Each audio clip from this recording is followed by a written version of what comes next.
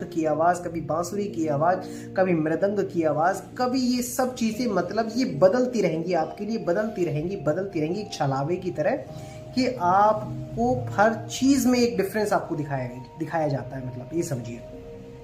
तो जो भी दिखता है उसके लिए विजुअल होना ज़रूरी है। अब ये जितने भी लोग हैं जो देखना चाहते हैं परमात्मा को, तो भैया संतों ने देखने दिखाने की वस्तु को सदा मना किया है कि जो भी हम देखते हैं वो सब माया का ही रूप होता है। हमारा जो स्वरूप है वो शब्द स्वरूप है, क्योंकि हमें शब्द में ही जाना है अंत समय में। तो हम पहले देखकर कौन सा ऐसा तीर मार देंगे, कौन सी ऐसी हम पहाड़ तोड़ देंगे जो हमें पहले दिखना चाहिए।